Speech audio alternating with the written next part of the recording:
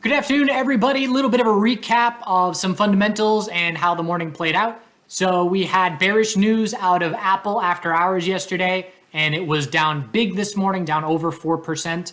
And we had bullish news in the biotech sector with some developments. I forget who specifically, but Alzheimer's developments and some other individual names had some bullish upside, BIIB. And so that led to relative weakness in Apple and relative strength in the biotech sector to head into this morning. We also saw Netflix with relative strength pre-market, but headed into the morning, knowing Powell was going to have some words at 10:15 a.m. There was bullish news overnight out of the Bank of Japan and the Bank of England, both making a little bit of a shift into quantitative easing, dovish mindset. Mindset's the wrong word, but essentially quantitative easing and dovish on one side and quantitative tightening and hawkish on the other side. And we've been in hawkish quantitative tightening mode for a while, and the Fed has all uniformed their statements to be in line with that, saying we got to get inflation under control. We're committed with, raising the rates. And so the market is responding today to a number of things. Number one, daily supports are currently holding. Pretty much the names that broke were double bottoms, and a bunch of names did not break their supports.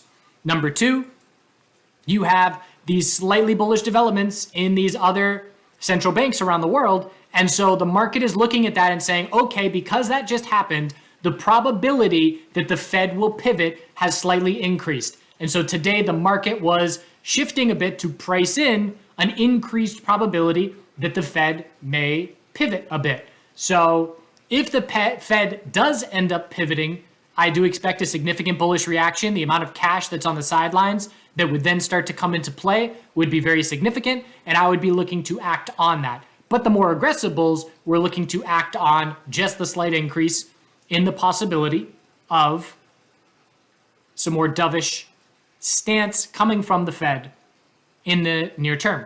The next FOMC is still over a month away, but that's pretty much the summary of the fundamentals of what's going on today. We headed into the open today saying, all right, Apple is leading to QQQ relative weakness comparative to SPY.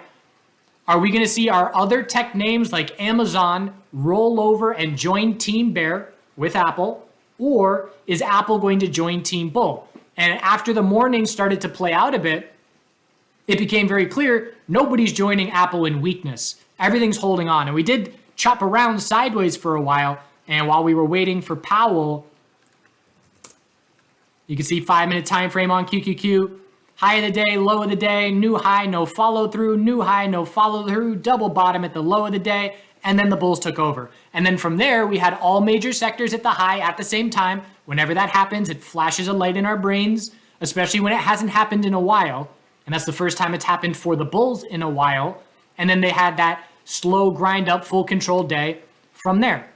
So overall, the daily bounce is now underway. That being said, we don't have an hourly uptrend yet. If we look at the NASDAQ futures chart and the S&P 500 here, this move came straight from the low, and it's an hourly stair-step pattern. So what this does is a number of things. For me, it shifts my mindset into two things. Number one, I can be a patient bear scouting daily lower highs. And I can see that on QQQ, anything under 293.95 is a daily lower high, which means we can go 3-4% more from where we closed today and still be in a daily downtrend. I'm going to be watching daily EMA 12 resistance, which is going to potentially be in play tomorrow. But that's what a patient bear is waiting for with a swing trade perspective. An aggressive bull is looking to buy hourly consolidation from here. So we look at QQQ and we can say anything above the low of today is an hourly higher low. And so there's a lot of space for that hourly higher low to form. And then we have to confirm an hourly uptrend. So that's what we're watching for in the short term. S&P 500 is very similar. SPY has to break 389.31 for a change of the lower high pattern on the daily. That's still a long ways away. So that is 6% from where we stand.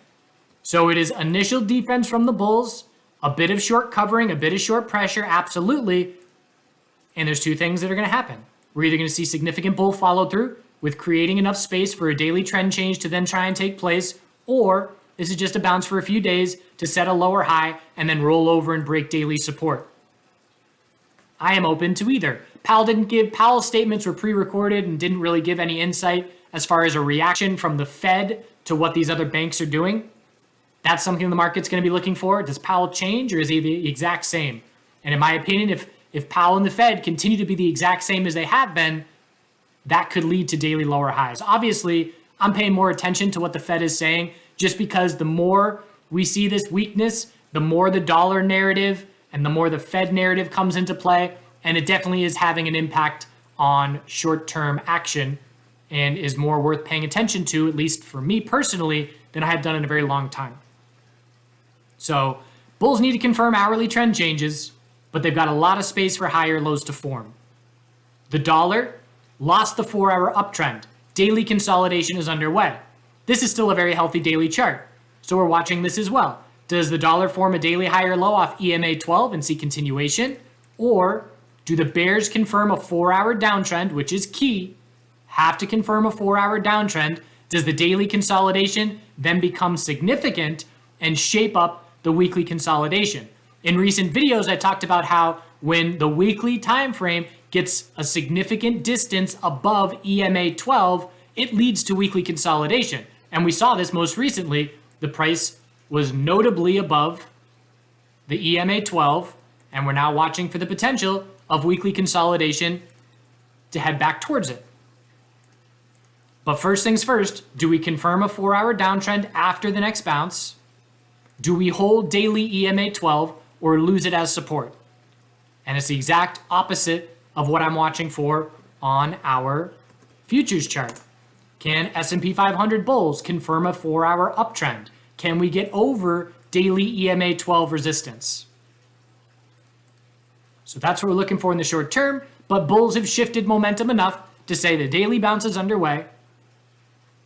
And now it's just a question of how long can bulls keep this bounce going. Semiconductors, sideways still, daily inside bar, triple top at 194.89, 194.71, 194.87. So we got a triple top at resistance, so still proving to do. The daily bounce is not underway yet. But if we break that level, daily EMA 12 will be right there, and 209.37 will be key resistance. Tesla, still keeping his daily bounce going. Bulls did a really nice job defending support. We defended it by 6 pennies, so a real nice bottom fish for aggressive bulls. We then broke the high of yesterday, but pretty much a double bottom, double top. And the weekly time frame is what's key here. We have to see a big enough bounce for the bulls to regain a daily uptrend if we're going to see the weekly higher lows continue into this bounce. And Tesla and Netflix, I've talked about it many times, they have very similar charts. Netflix was up almost 10% today. Monster move. Look at the volume. Twice as much volume as yesterday. I don't even know if there was Netflix news. I thought there was negative news overnight about a bunch of million subscribers are going to quit. Whatever it was, I'm going to have to double check if there was Netflix specific news, but obviously a massive lead bull today. Look at what Netflix divided by QQQ did today, showing us relative strength. It's the strongest Netflix has been comparative to the NASDAQ since that massive earnings dump. One thing to note, when you see this kind of price action, running away from short-term EMAs, this is the 2-minute time frame, and we just ran away from 2-minute EMA 12. When that happens, I consider that bot buying. I consider that automated buying and very significant automated buying because this shows me an unnatural price action. Natural price action, I mean, look at any other chart today, and you're constantly interacting with these short-term time frame EMAs. When you see this stair-step move extending away from them with every single 2-minute candle above your average volume, it shows a significant amount of buying pressure. So just something to be paying attention to. And it doesn't mean, jump in and chase, but it may mean, okay, I'm buying next consolidation, looking for the higher low, because that's showing me big money is entering positions in Netflix. And we did see a good amount of follow through from there. But again, Netflix is a name where we look at our relative bulls and say, we're looking for an hourly higher low tomorrow. So I was not open to bullish positions today, for the most part. I'll go over my trades in just a minute. But I'm going to be open to bullish trades tomorrow If we open lower, I'll be scouting hourly higher lows. If we open higher, I'll be scouting bearish entries for hourly consolidation. But I am more open to hourly higher lows and bullish entries now that the bulls proved something to me today with all of our major sectors hitting highs at the same time. Before we keep going here, the trades that I took today. So yesterday I had a really good bearish entry first thing. So I attempted the same thing, and my mindset was, okay, we got a triple top on QQQ pre-market, and the bell rang, and I said, all right, whatever, I'll top fish it. Very low risk. If Powell has a bearish reaction, I've got another great bearish entry. And so I stopped out of that. I exited a third of that position on that initial pullback to limit my risk, and then stopped out with the new highs. I thought I got faked out here, but held the double bottom, and then was glad that I stopped out. So that was a very uneventful trade. It was still a red trade, but just barely. Next trade that I took, long. So I did go long the biotech sector. 1, relative strength. News for the gap up open. 2, all major sectors hit high of the day at the same time. As soon as that happened, I became open to going long something. And so I went long one of the strongest names. And I was looking at the 2-minute time frame here, and I liked, we had the high of the day, we had this wall at 79.90, and I saw this low hit, and I saw us fail 79.90 again with a double top. I'm on the 2-minute time frame, and I entered on this consolidation, and I put my stop under 79.52. And my mindset there is, if 79.52 holds, it's a 5-minute higher low, and we're going to break the high of the day, most likely. And if not, if 79.52 breaks, I'll stop out, and it's a very contained risk. You know, if I had stopped out of this trade, I would have been at like a point, 2/3 of a day loser or something after 2 losses in a row. So I was keeping my risk very small, and we ended up with this bull break here with no follow through. We broke by 2 pennies. As soon as we break and start consolidating, I exit half. And so now I put my stop at break even, and I can't lose on the trade. And the bulls then kept the 2-minute higher lows going for a fairly considerable amount of time. I then made a mistake in terms of trying to get too fancy. So I was still looking for hourly consolidation in the broader market. At this point in time, SPY and QQQ are far away from their high of yesterday resistances. So I then saw the size of this 2-minute pullback and said, I think this looks a bit like a rising wedge. I am watching for the potential that we set a 2-minute lower high compared to this resistance level, and we see the broader market start hourly consolidation. So I exited the half remaining long that I had, and I top fished with a short here. On this pullback, I exited 1/3 of my short, and then I stopped out. In hindsight, obviously, had I let my half position ride, it would have been, you know, I wouldn't have let it ride the whole day, realistically speaking. I would have definitely stopped out on this. So not a huge difference of what I would have had for profit had I let it play out, but I did flip directions too early. And by getting too fancy, I mean, you know, not letting a risk-free runner continue to trade and play out. And if I had the mindset, this might be the start of the daily bounce, you should hold on to a long position a bit longer, that may have helped me keep it a bit longer. But in the end, not a very eventful day as far as a little bit of green, a little bit of red, but enough of an eventful day for me with perspective of the markets that I am now much more open to bulls as I scout hourly higher lows next consolidation. Healthcare sector didn't come close to breaking the fear lows. Daily bounce underway. We're watching EMA 12. We're watching our lower high. 126.11 is a key level for me. The financial sector broke its fear low, but it's a double bottom as far as I'm concerned.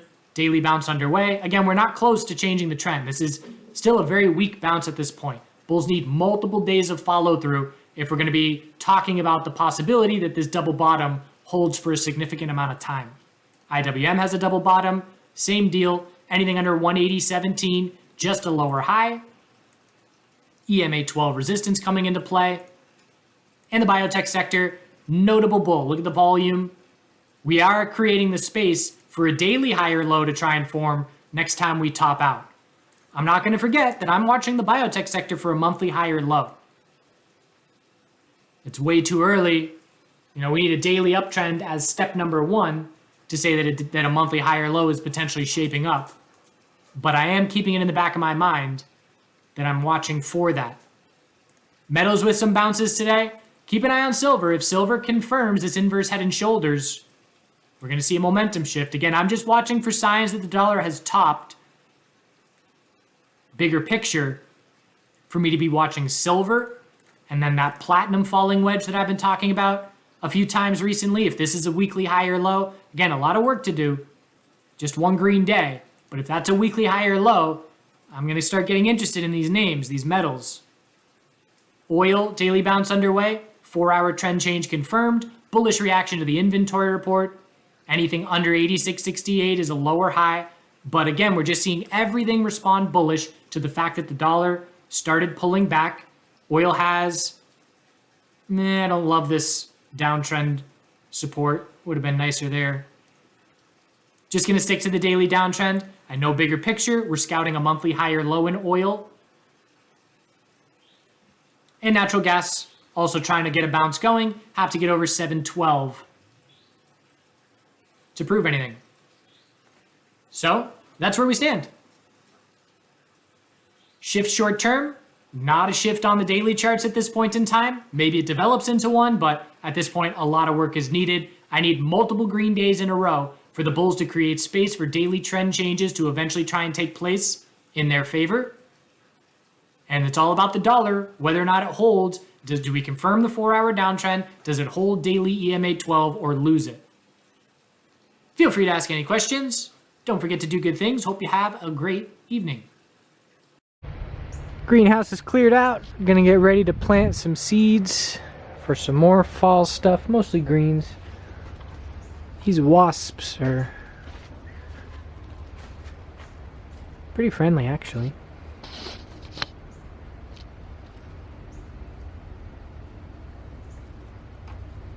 They'll probably die in the first frost.